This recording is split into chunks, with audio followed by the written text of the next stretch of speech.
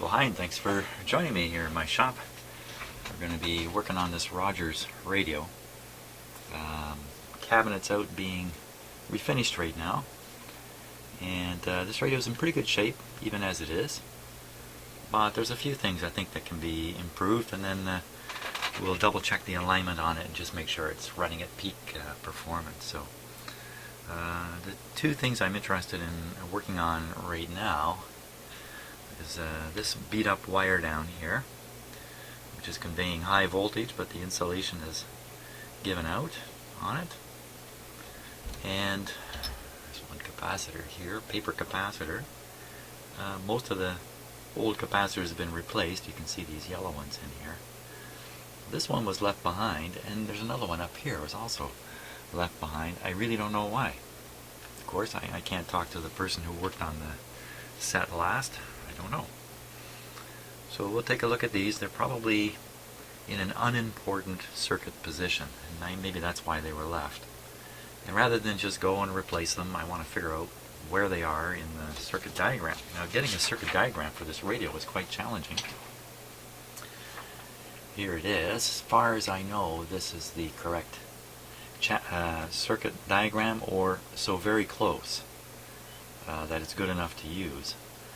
For instance, there's that curious light bulb up here, right here. Rather large light bulb that you don't normally find in a radio. And sure enough, here it is on the schematic. So I'm pretty sure this schematic is close enough. This one's showing all kinds of light bulbs here. All kinds of them. Well, there aren't that many lights in this radio, so it's not 100% matched, but hopefully it's very, very close. There's also, interestingly enough, you have the output circuit down here, which is driving the speakers, and up here in the corner is another output circuit, which is an alternative output circuit. Curious enough. I think it's probably this one that's in this radio. And the reason is, up on this one, there's a little switch here that says silent tuning switch on tuning shaft. So I think what this is when you go to tune, the radio, you can operate this switch. It's probably a very light touch switch. And when you do, the radio is silenced, so you can tune it. And then when you get there, you let go, and the radio comes back on again. I think this is what this is, and I'm pretty sure there's no such deal going on in this particular unit. So that's just a little bit on the schematic. Now, I think the first thing I want to do is figure out what's going on with this capacitor here. So I've been looking at the circuit a little bit off camera, and it comes into this wafer switch with multiple positions on it. I can't sort too much out from one of these myself anyway. So I've traced it the other way, and it comes up, goes through this resistor, which looks like body and dot, looks like red, green. I can't see the dot.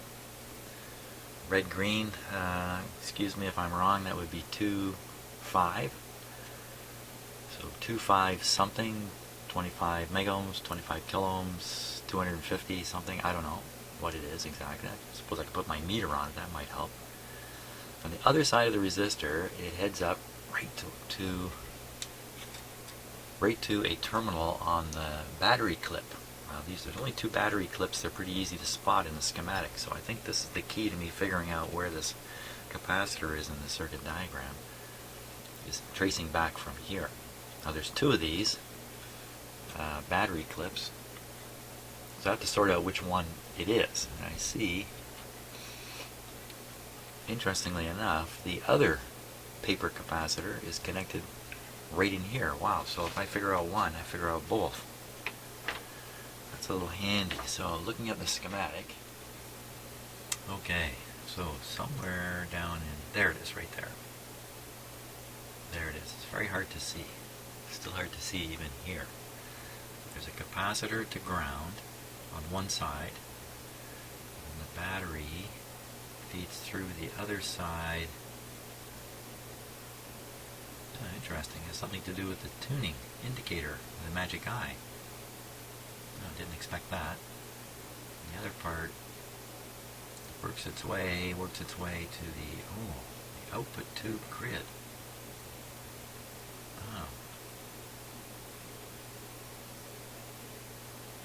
And the positive side is here, the negative's down here. Making all this just a little more positive. Yikes. To the grid. Now wait a minute, let's try that again. Yeah, to the grid. Okay, bit of a mystery just what this is doing. Now, is this the right one?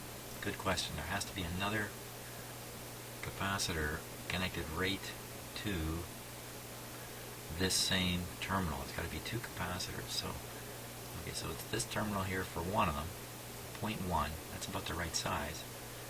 Can we spot another capacitor? Also, there's got to be a whole bunch on this big long line here. Right off this line. Oh, there's a resistor. Hey, 2. Okay, yeah, it goes through the resistor. So maybe this is it. Maybe that. Maybe I got it wrong. Maybe it's not 2.5 something. Body and dot. Okay, well, let's assume this is the right resistor it goes through, and then we should find a capacitor up here. Maybe that's it. C44. What's that say there? 0.0001. Wow, I think that capacitor is a little bigger than that.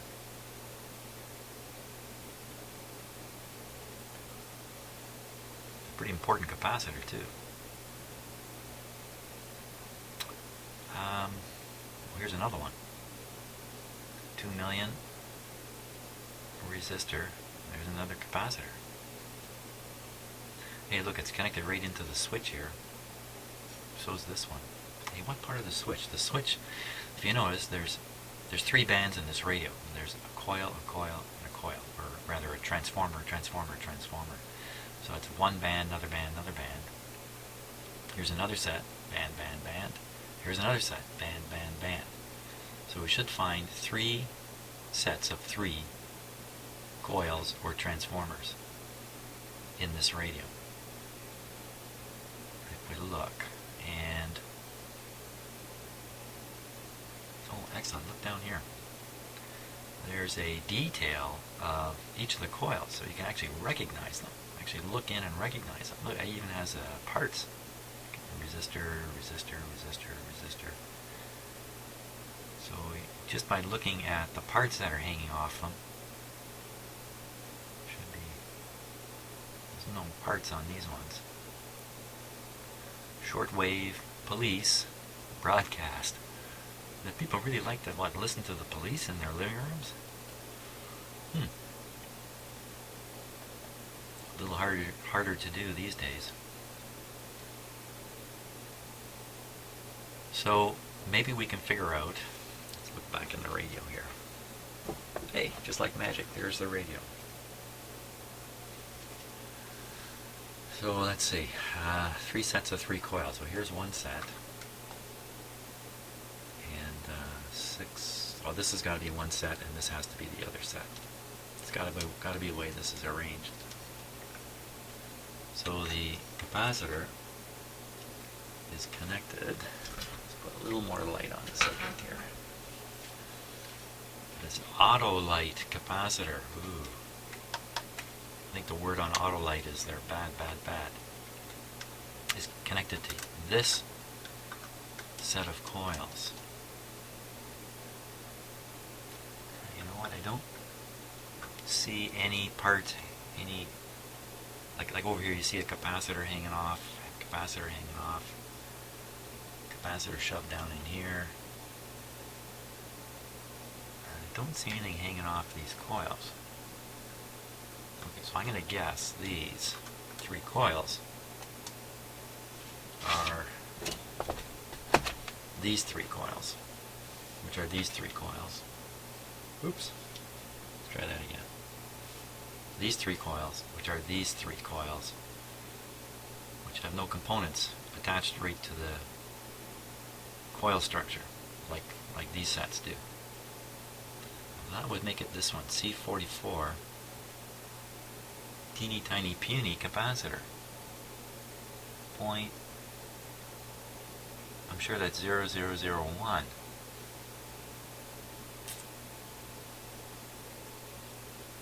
Wow, I just don't think that's a .0001 capacitor.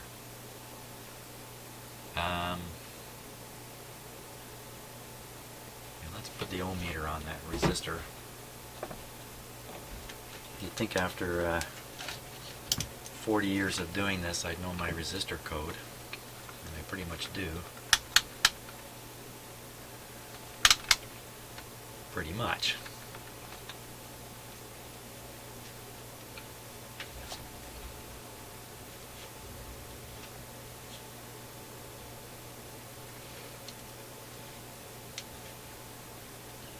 This guy here, just right in circuit. We'll see what happens.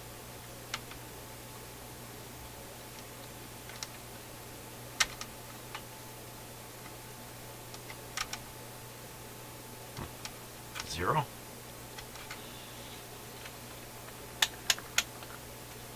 That's the 20,000 ohm scale on my meter. 2.4. See, that's pretty close to 2.5, isn't it? That's 2.5 K. 2.5 K, 2,500 ohms. Well, that doesn't match with the. Doesn't match with this. Let's see again. Okay, 20. So now it's 2,500 we're looking for. 2,500 ohms. Jeepers, I gotta get this. I gotta zoom in on this thing. It's too small at this distance here. Just rearrange the camera a bit.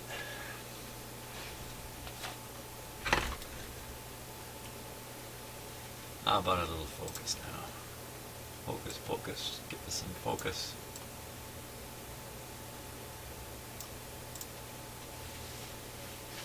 Okay, so I'm looking for 2.5K resistor, just anywhere in there.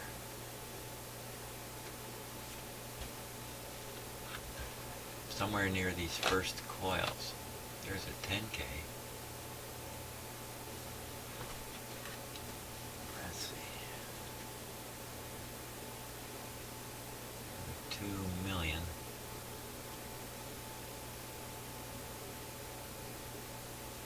$10K.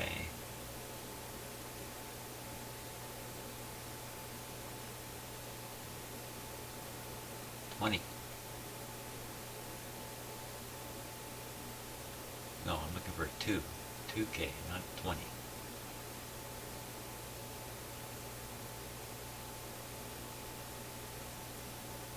2,000,000, 10,000.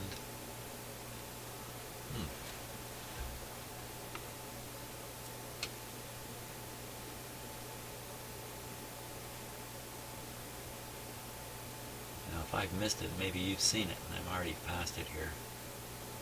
I wouldn't think it's down this way, but then I don't know where it is, so.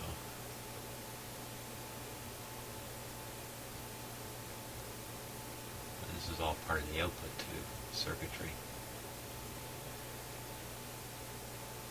Hey, come on. Now, you know, of course, there's a chance this isn't quite the right schematic.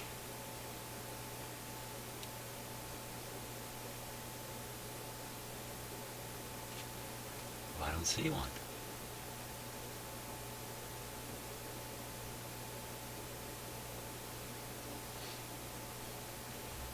By the way I found this schematic, since I couldn't find it directly with the information I had, I ended up on a popular discussion, the discussion website, can't remember which one, discussing a radio, either this one or one just very, very similar to it.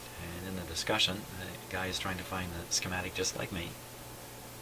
And he was told, well, this one's the same. And and then there was a link back to Radio Museum, in fact. So by searching with a slightly different set of information, I can find this schematic. But it's failing me now. What's that one over there? 10. 20 showing up here. Or 2.5 rather.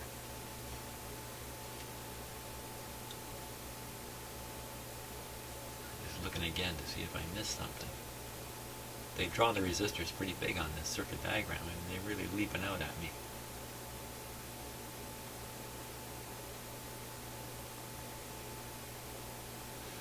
You know, when you do this, when you're doing radio repairs like this, you spend a bit of a time studying the schematic, like going on a resistor hunt like I am now. It just forces you to study the schematic generally. You get more and more familiar with it. Oh, where's the other let's try the other battery. Well, that's the one. Where's the other one? Well, look, this battery also feeds back. Well, wait a minute. The negative side. Well, this is confusing now. The negative side of this battery feeds into this grid. That makes more sense to me. Maybe I misread where this wire's going here. Doesn't look like it. I don't quite understand the battery deal, but I'm sure it's related to the bias of the grid. Up here. Is there a battery in there?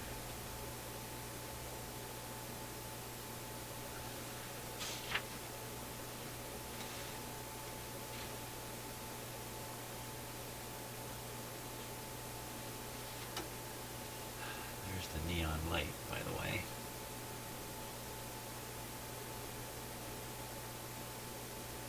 I'm not spotting the other battery.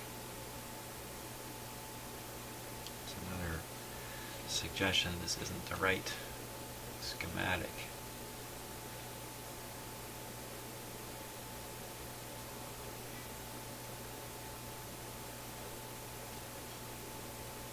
BC. I wonder if that's battery.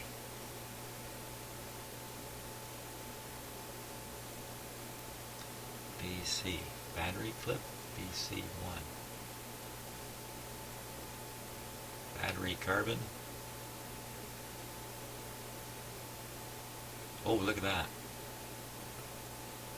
That little feedback loop there. That little just loop of wire. We'll want to watch out for that in the radio. We don't disturb it.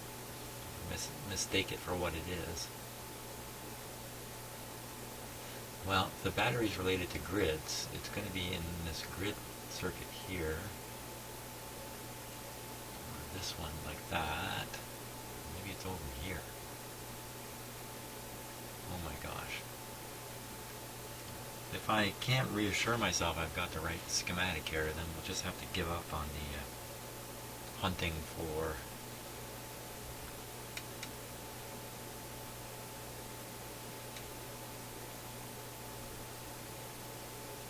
for the exact location of those two capacitors.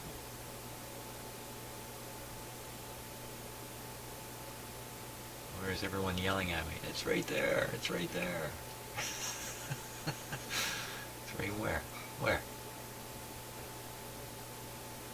You have to yell louder. I can't quite hear you here. I don't see the other battery.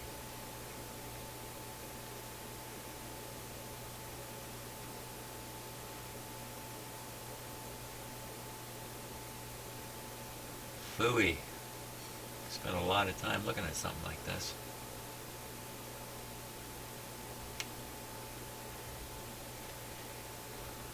Well, one of the reasons I want to locate it in the schematic is because I can't read the value off the actual capacitor. I'm pretty sure it's not marked on the capacitor itself.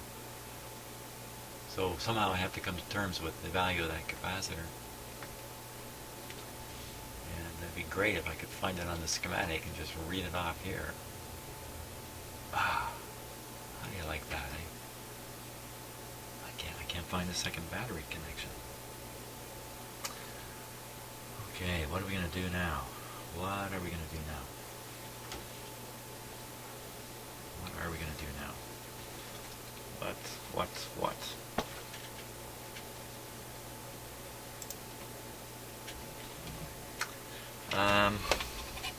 Well, let's put the ohm meter on the capacitor. We'll do.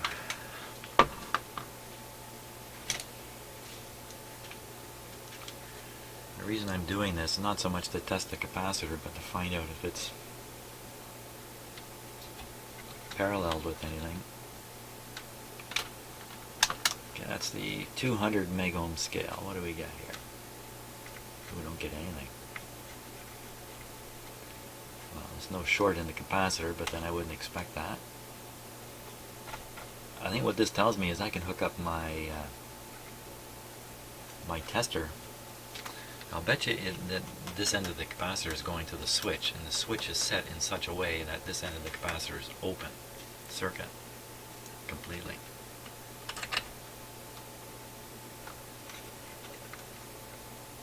Yeah. So when I touch this end of the capacitor to the chassis, I get something. 1.8 megohms. When I touch the other end of the capacitor, I get a big nothing. So that really, I'm not going to bother turning the switch and investigating further. I think that's enough to put the capacitor checker to work here. After I just hang on while I knock everything over first.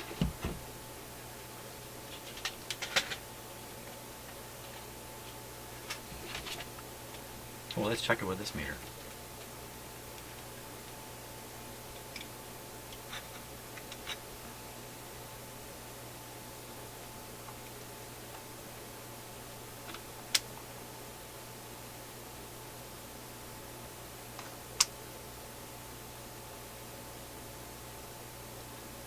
That's a really, really small amount of capacity in there.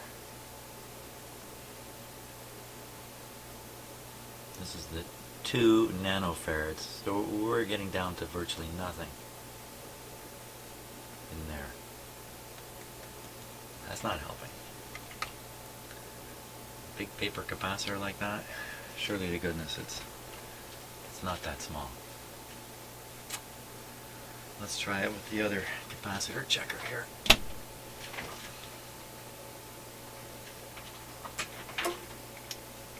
If it is that small, it's going to be a little tough to check with these long leads.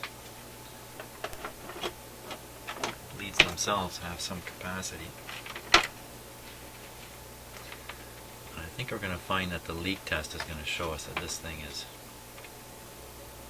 a goner. Okay, so first we'll hook it up like that. We're going to test the resistance using this meter too.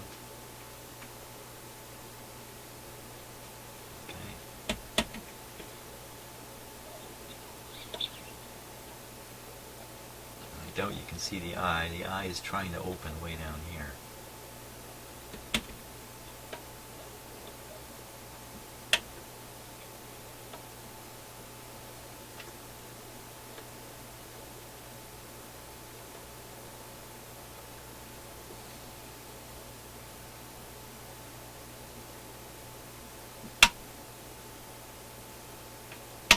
There's only 2 resistance settings here.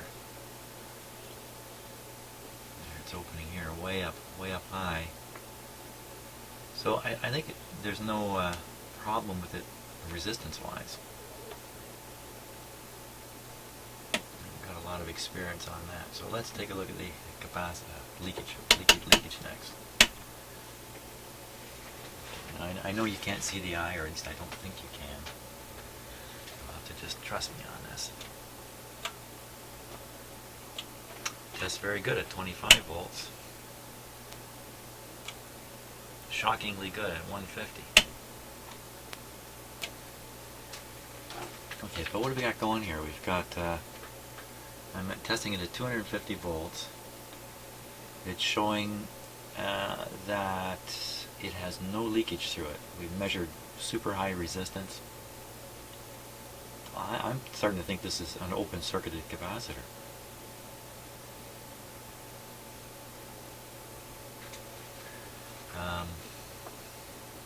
go to 350. Wow, it just, you know what? It's as if it's not even connected here. Let me disconnect it and try it. Yeah, you know what? I'm getting exactly. Oh. Let's put the leads in properly. Let's start that over. It was a little bit hard to believe what was going on there. Here we go. Hey, you get the same great reading on 25. I still get a great reading at 150. Oh, okay, hold on. Despite the foolishness of the last test, this one is indicating the same thing.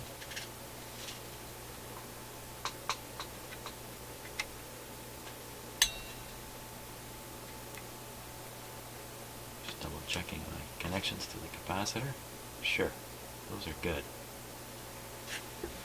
25 again. 250. Wow. It tests like an open piece of wire. I think this capacitor is open circuited.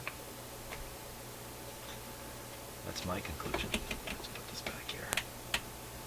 It's not even worth trying to read its capacitance. Once I get it out, we'll try again, but sure doesn't seem like a good guy to me at all. Maybe I'll be lucky when I get it out. Maybe I'll be able to read the value right off of it.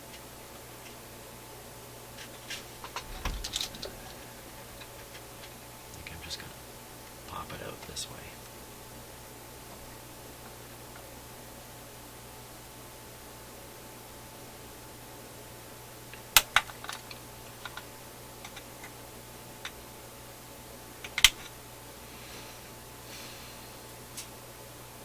Autolite Tiger 39102. I think I could probably look that up. 3838102. I think I can probably look that up.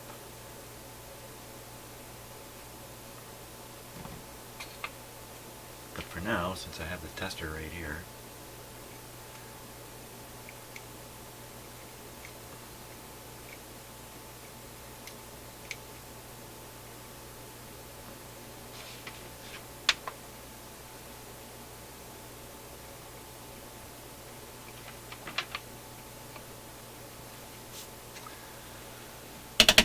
.25 volts. Perfect. 150. Perfect. 250. Oh my gosh, 350. Puts a little pop on the microphone, doesn't it? It shows perfectly fine in terms of leakage. Now I just have an open lead. Exactly the same reading. So I think this guy is open circuited. You know, capacitors are an open circuit of a sort.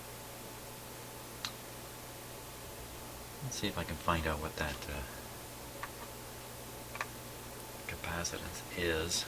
38102. Let me write that number down here. 38102. Autolite Tiger. Why would they name a capacitor Tiger? Okay. Now, let's go after the other one.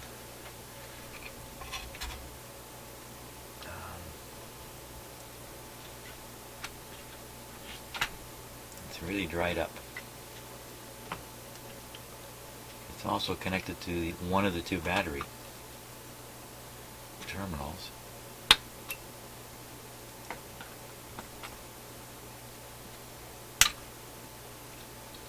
Out they come.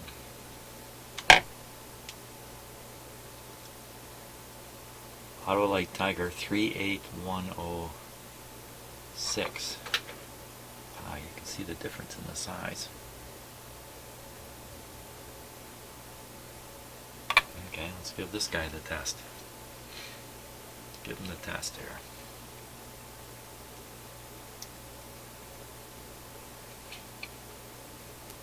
Curious these were left in the radio.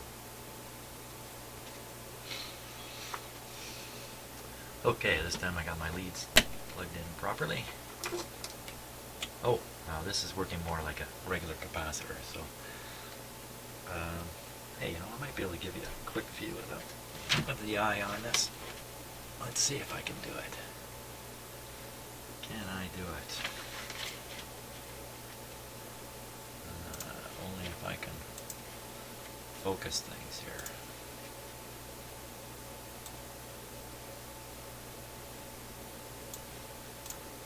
There we go.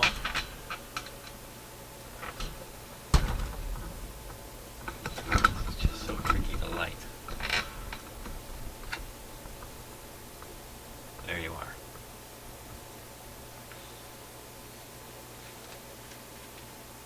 Now it's a question of how quickly the eye opens after I turn the control. So this is 25 volts.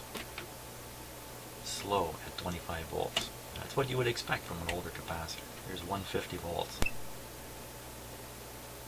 Really slow. Doesn't open much. So it's a very leaky capacitor.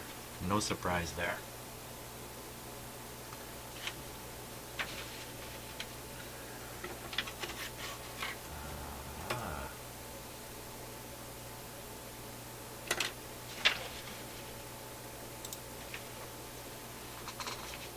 Now it's just a question of figuring out the size of these capacitors. I'm sure I can look this up on the internet.